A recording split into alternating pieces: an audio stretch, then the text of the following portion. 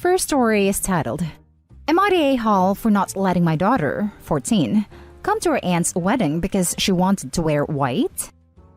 My male 43 sister's wedding was last week. She sent me and my wife an invitation and said that the wedding allowed kids, so everyone was bringing their kids to the event. Once I heard that kids were allowed, I let my wife know and she decided to go dress shopping with our daughter, 14-year-old. Our daughter is quite picky when it comes to clothes. It took them several visits to the mall to find what our daughter was looking for. The day of the wedding, my daughter came wearing her dress and showing it off. She wanted to take a minute and look at. I turned around and saw that it was a white gown that looked like a wedding dress. I don't know what I felt, but it wasn't right. I asked my wife why she let our daughter buy a white dress, knowing that it's inappropriate and unwanted at any wedding. She said it was no big deal, and that our daughter can't possibly be a distraction because that's ridiculous. I was mad. I kept thinking what are mother and sister going to say when they see it. I told my daughter she needed to go change or she isn't allowed to come when wearing this dress. She had a meltdown asking why. I told her it's her choice after she refused and didn't allow her to come with us to the wedding.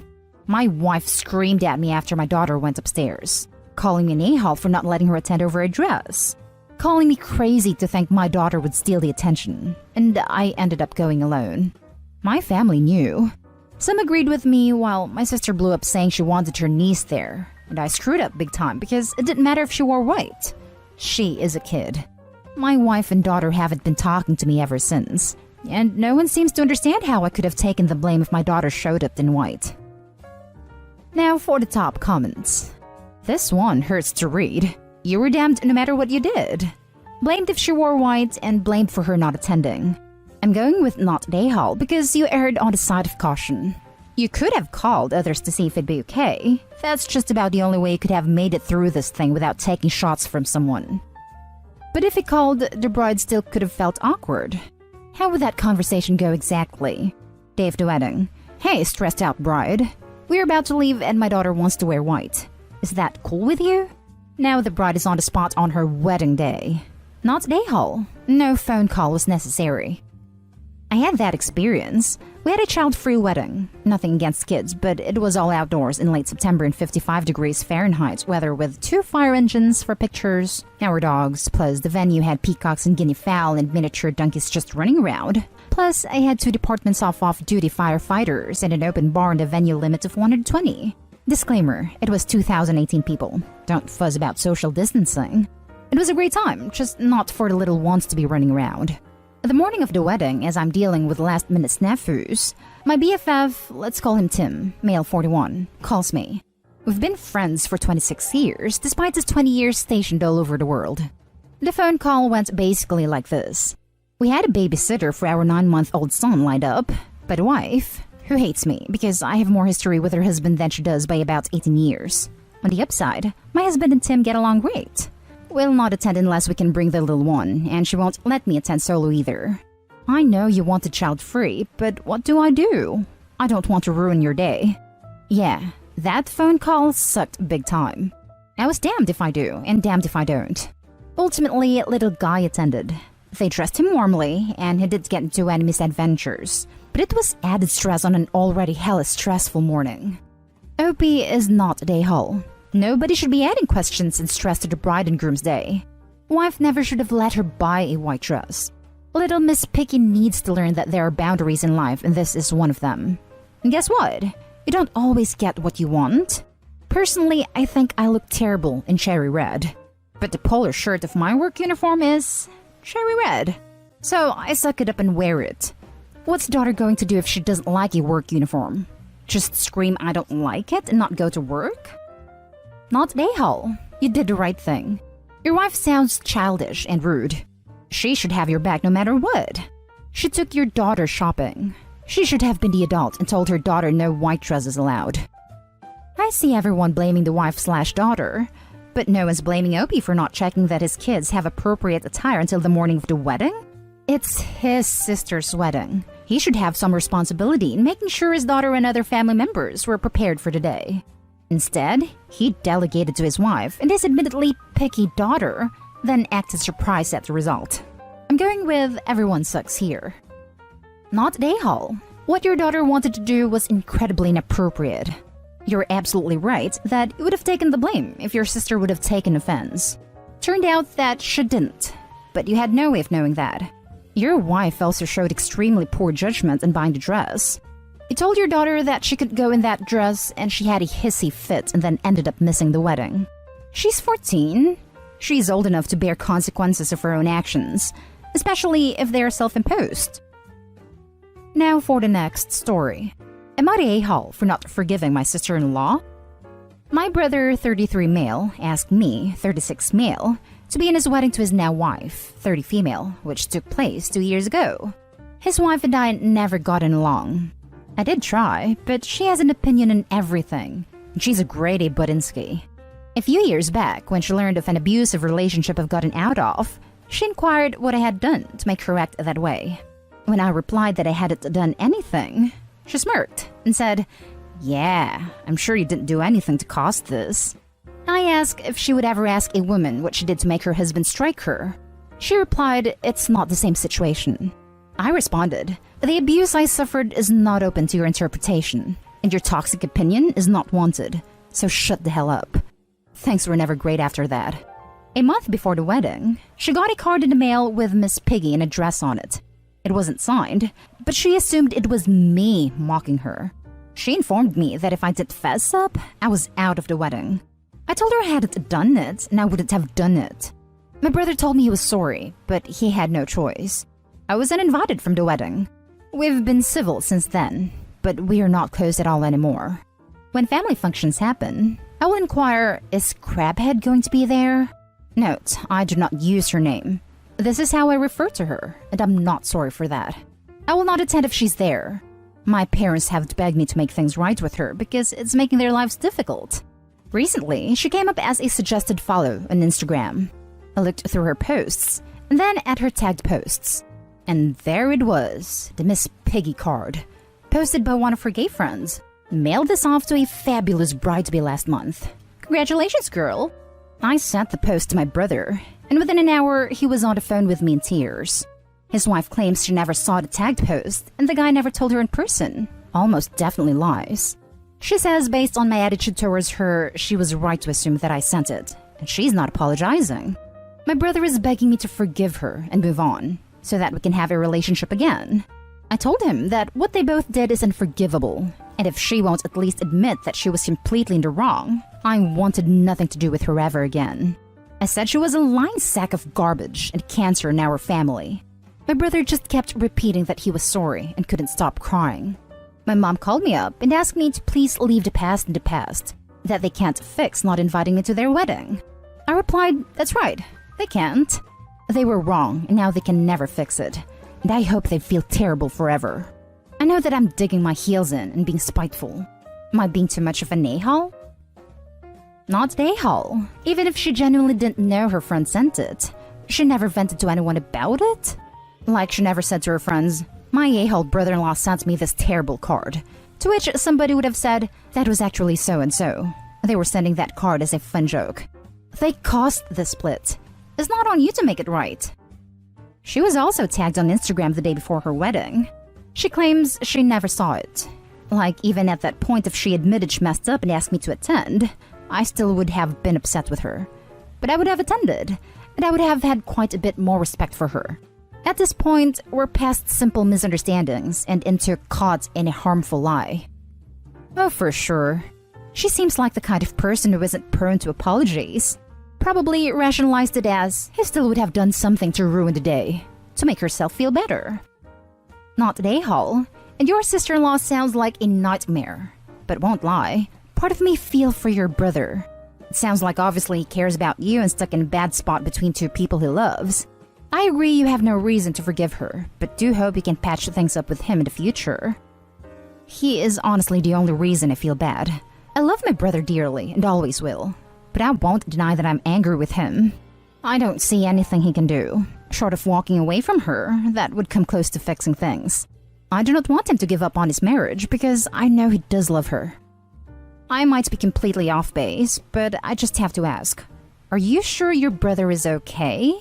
Like, is he prone to crying normally? I only ask because between him being inconsolable and her attitude towards male victims of domestic violence, I don't know, man. It just gives me a bad/weird feeling. I hope he's okay, and that he's just realizing how the chick screwed up his life. But I would probably try to see if he's okay, or if he needs help getting out. Next story is titled, Am I the a-hole for making my mother-in-law cover her white dress with a sweater at my wedding? I got married Saturday, and mother-in-law showed up in a white dress for some reasons beyond her control. She's currently 8.5 months pregnant, so it isn't like she had a bunch of options. And her foot got put in a boot for an ankle injury a few days before the wedding, and said she couldn't walk right in the floor-length dress. I tried not to be a bridezilla, because obviously I don't want her to trip when she is heavily pregnant.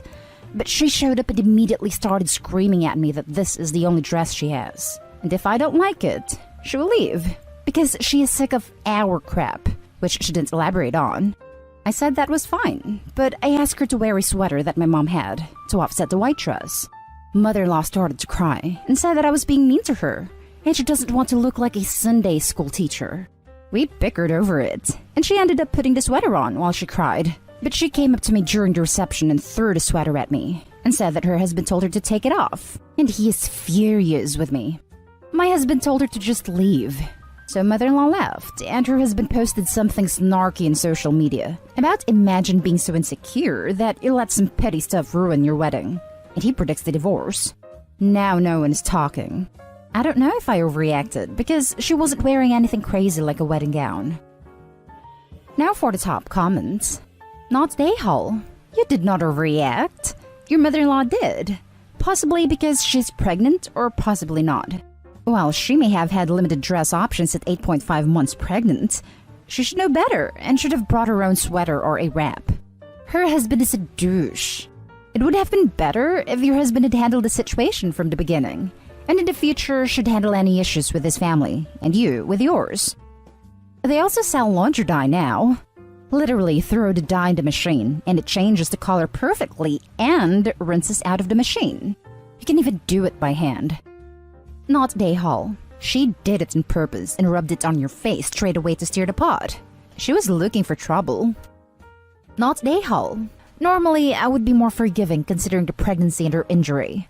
But the fact that she showed up and made a big deal over her own outfit by screaming at you before you had even brought it up to her says she was seeking that attention all along.